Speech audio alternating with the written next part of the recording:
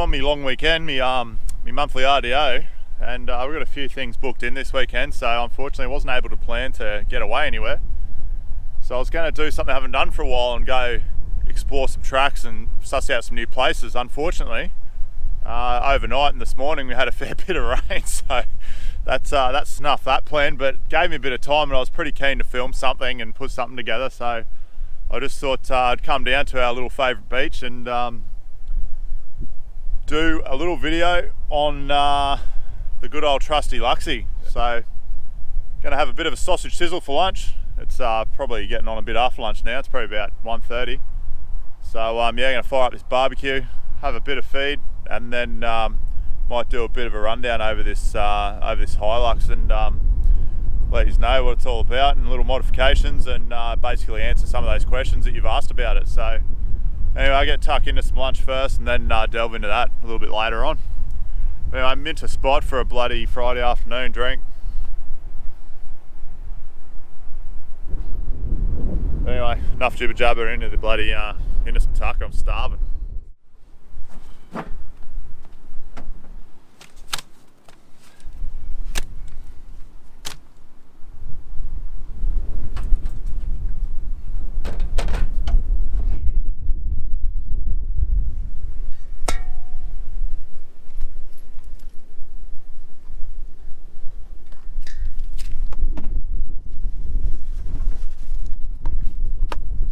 Got these snags from Miko, Mr. Miko, and he's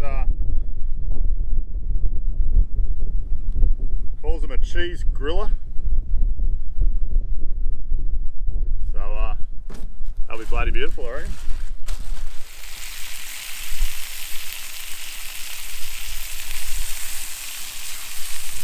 Some of you might recall a few months ago now I was a bit slack, but a few people were asking for a bit of a Q&A video, so I thought I'll throw it out there and see if anyone asks questions and whatever. But I got a fair few really. I wasn't expecting too many, but I've probably got about a dozen. Just looking through some of them, like when's the Hilux getting a supercharger? Yeah, rundown of the Luxy, please. Why did I choose the Luxy? From my mate Brendan. What else? Am I ever going to sell the Hilux? Well, I can answer that right now. No, not since I found out it's got the same birthday as me. Because after Cape York, we were seriously considering on upgrading the vehicle, and I was looking for a decent patrol, a big patrol ute. And I tell you what, and then like COVID happened, and like blokes want 30-40 grand for their patrols that have got more Ks than this bloody old Hilux on it, and I just can't justify it. So yeah, and then earlier on in the year I was doing a bit of paint touch-ups on this old girl, and went to get the paint coat off the VIN plate, and lo and behold, we're both born on the same day. So you know, those people who look for signs in the universe, I'm pretty sure that me and this old thing are meant to do adventures together forever. So until she's completely ruined and buggered, yeah, that's it. So I can't whinge about how underpowered and everything she is now. Oh, what else is there? What size tyres? What winch are you running? Communications. Do I have sat phones and sat nav and all that sort of stuff going on? So I'll answer a couple of those ones. But in regards to the sat nav and satellite phones, we don't have satellite phones. We probably could have used one probably once when at Cape York when we did the radiator, but there's so many people coming through. We got offered if we wanted to use one. We said, nah, don't worry about it, we'll sort it out. As long as you're in a convoy, I'm pretty sure you don't really need a sat phone, I reckon. You might be real remote, yes, but as far as what we've done to date, I haven't really seen the need or the justification, because they're quite expensive. But Michelle's phone's on Telstra and mine's on Optus, so there has been times where Optus have had coverage and Michelle hasn't. So between the two of us, we should be able to, in an emergency situation, we should hopefully, again, depending on how remote we are, we should be able to get out of it one way or another, as long as there's two of us there. So, and satellite navigation, I've got the HEMA maps just on my phone. I also use, I believe it's Oz Explorer. when we're driving, looking for somewhere to pull up, I use wiki camps, and then just keep a keen eye out to see on the side of the road if you pass anything like a gravel pit or a little track off into the bloody bush. Most of the time it's just a little spot where people have pulled up. I do a lot of research before we go on a trip, so I kind of know where we're going, and I kind of have a general gist of where we need to head to. So obviously there's road signs everywhere, so yeah, I just take note of that, and yeah, basically just know where I'm going pretty much before we go. So yeah, a lot of research kind of goes into it, and yeah, I haven't really needed too much really. It's just nice sometimes to have like the HEMA map and things that'll work without mobile phone coverage, because you'll always have GPS coverage if you've got a GPS phone, which most of them these days are, I believe. So as long as you can load your maps offline, then you should be able to see where you are on the map, and yeah, get a general direction of where you need to go to get back into civilization if you need to. But yeah, as I said, most of the time we try to look for places that are a bit more remote and less people, and yeah, just experience just the two of us just being by ourselves. But you know, we just basically go wherever the adventure takes us, to be honest. But there's no real need for, well, we haven't found the need for sat phones or anything yet. So we did consider it last year in the Simpson Desert.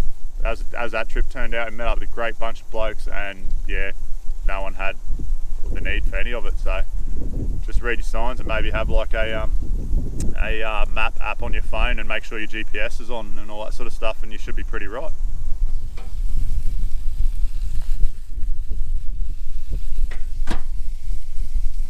While these have a few more minutes, I might just answer the other question of you know, why did I opt for this particular vehicle, this Luxy. Basically, at the time, this is the second one of the same model I've had. Years ago I had a 2.7 petrol. I think it was an 01 or 02 from memory. I had that for about 5-6 years.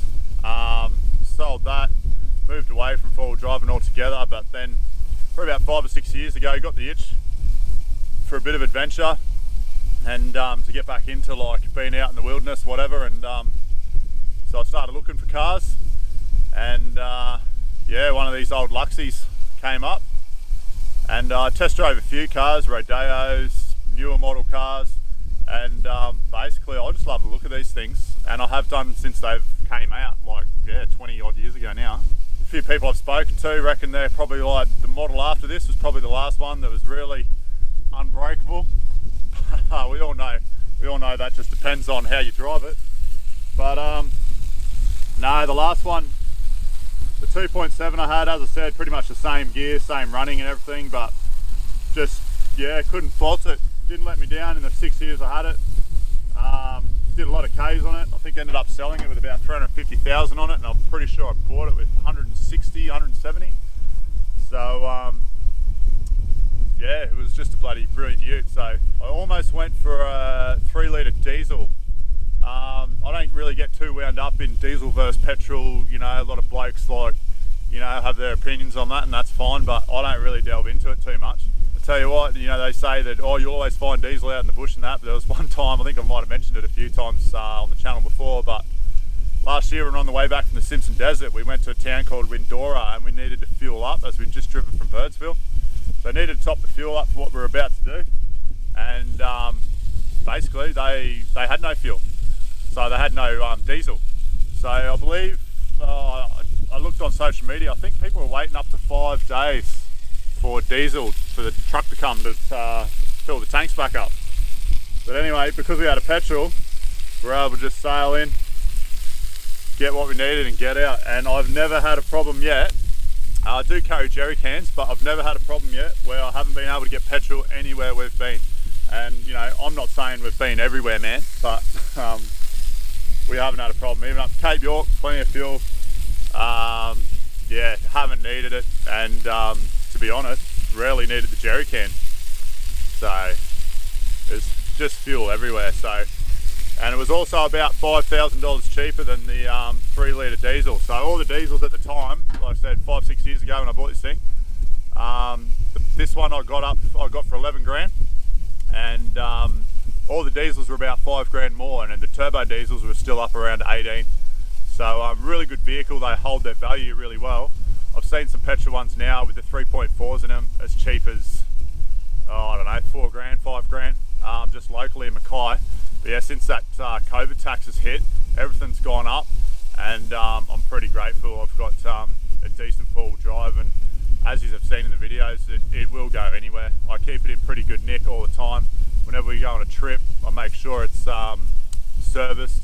I do most of that myself, like just the basic stuff, and then I just get my mate Dazza to look over it all. He runs a mechanical workshop, and he just looks over it, make sure bearings, suspension, steering, all that sort of stuff's right before we go off and do a few thousand kilometres. So I can't fault it. There's been a few oil leaks and stuff, but it's just maintenance. It's got it's nearly about to clock 260,000 Ks, and I bought this one as well with 160,000 on it. So I've put 100 on it nearly, and it's just gone everywhere without no fault.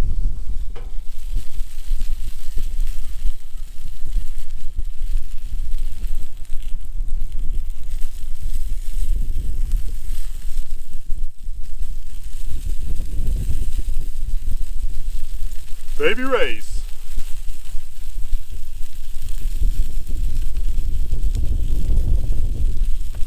You'll be on day.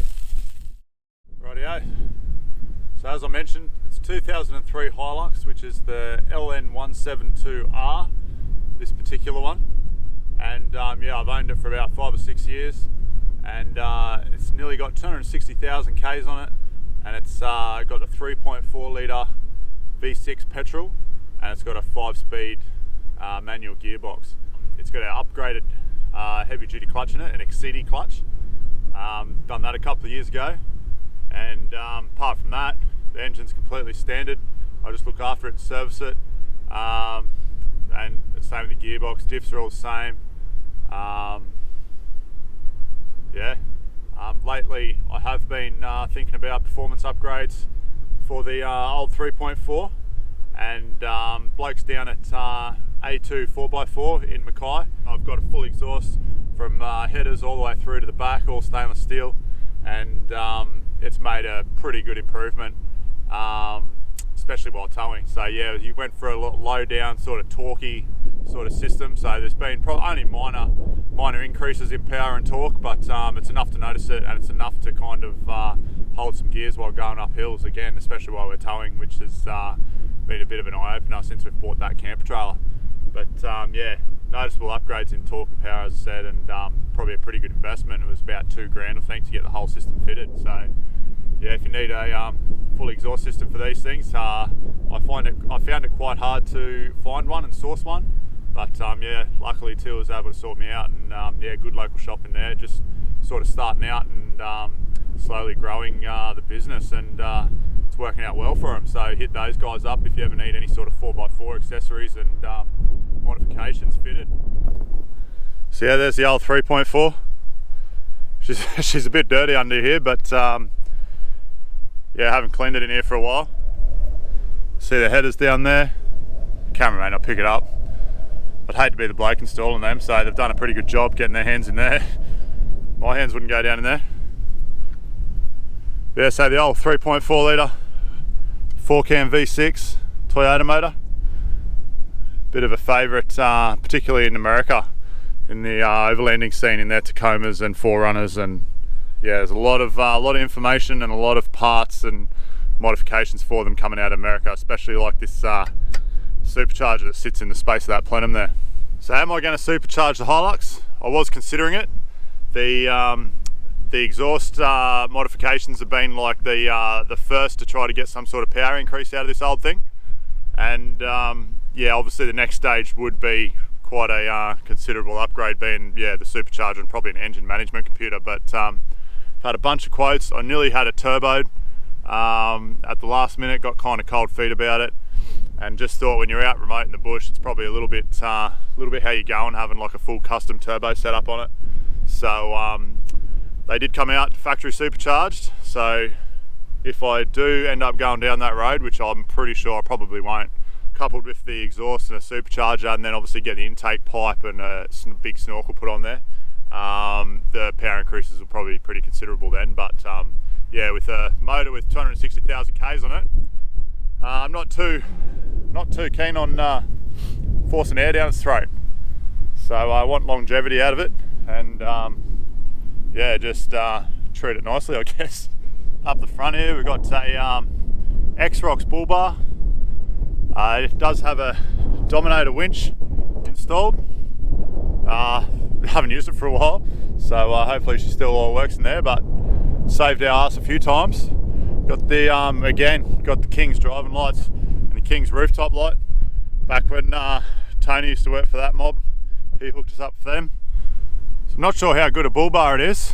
I haven't hit any bulls, haven't hit any roos, but one advantage to it is that that approach angle.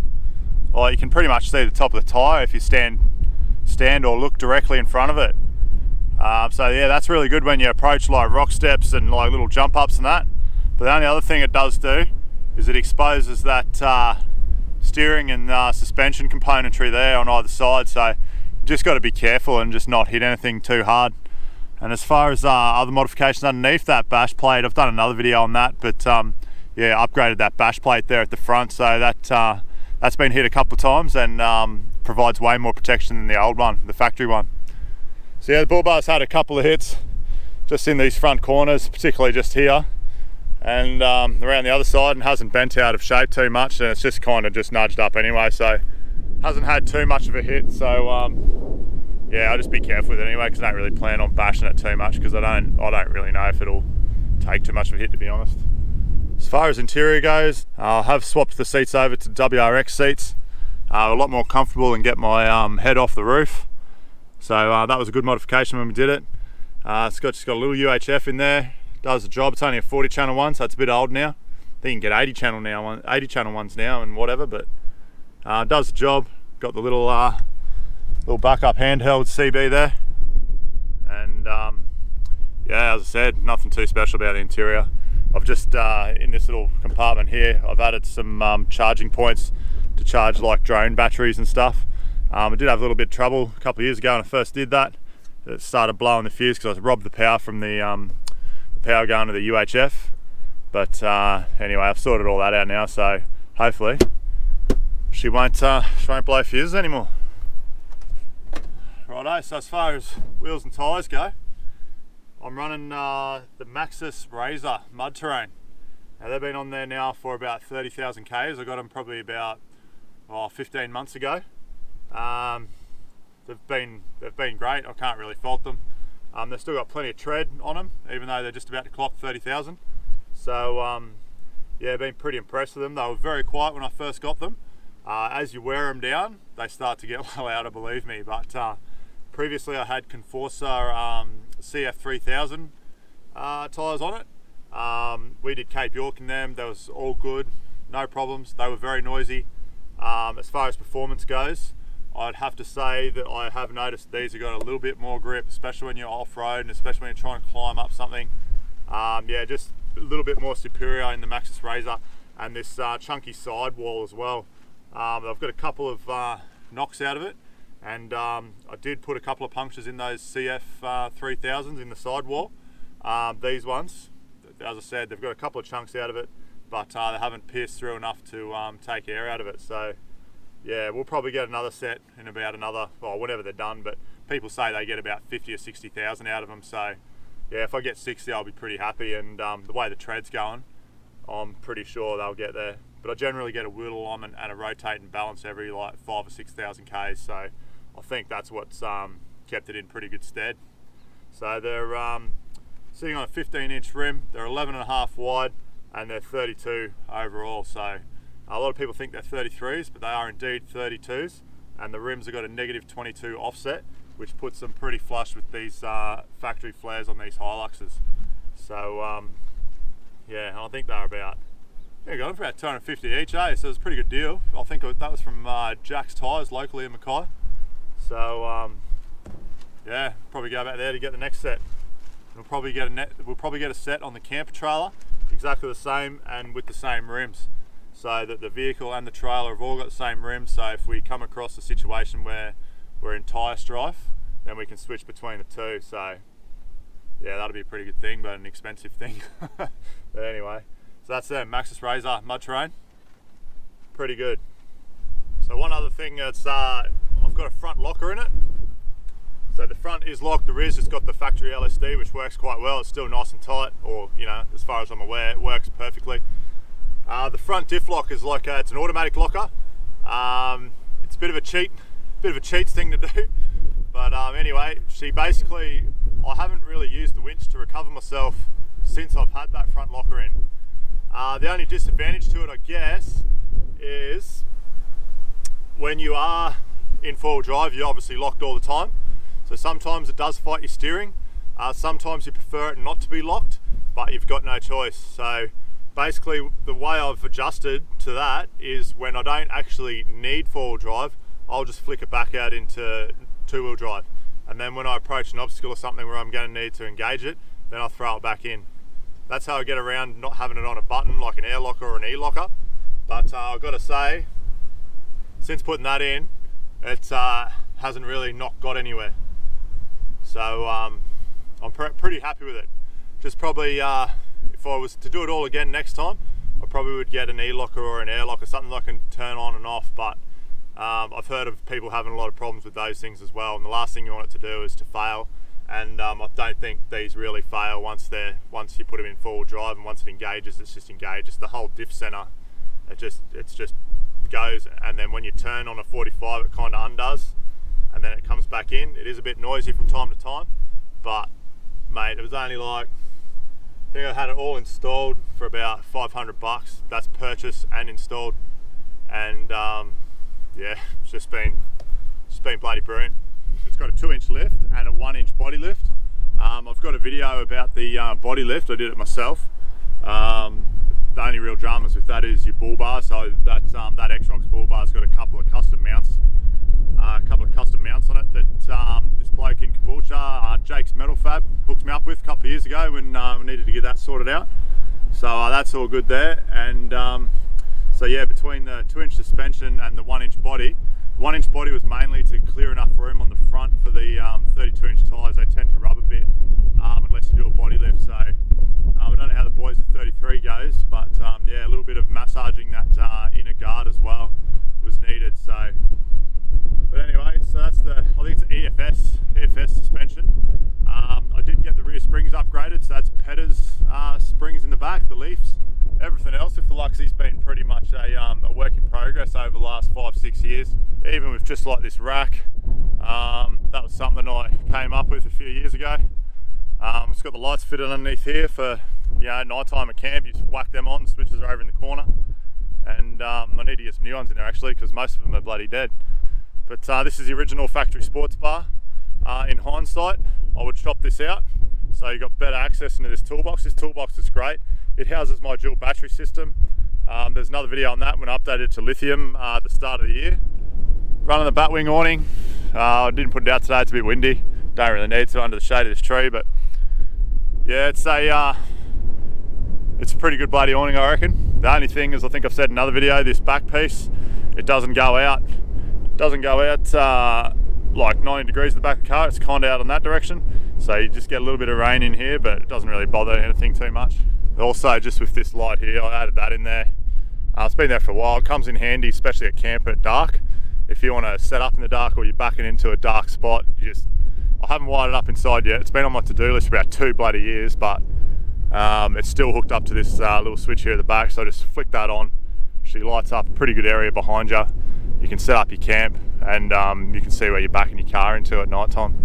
So that's brilliant. Just needs to be wired up inside on the dash for me. Right, I'm just going to find my phone. I think there's a couple more questions I'm not 100% sure if I've answered, so bear with me. Oh, we don't have to, I'll just cut the video. Yeah, no, that's pretty much all there was on the Hilux. Yeah, I might end the video there. Thanks for tuning in. If you've got any more questions about the Hilux, just hit me up. Happy to answer all questions, comments, feedback, whatever. If you combine like previous videos on the Hilux as well as this one, you'll be able to see the evolution of it and how it's slowly being kitted out to how we need it to roll, and yeah, now pretty much it does everything we need it to do, and relatively comfortably, especially since purchasing that camper trailer. Finish this jack, enjoy this beach for probably another hour or so, see if I'll get a nice sunset or not, and and make tracks out here, I think. The tide's starting to come back in, but she's a couple of hours away from being right up this beach. Anyway, thanks for tuning in.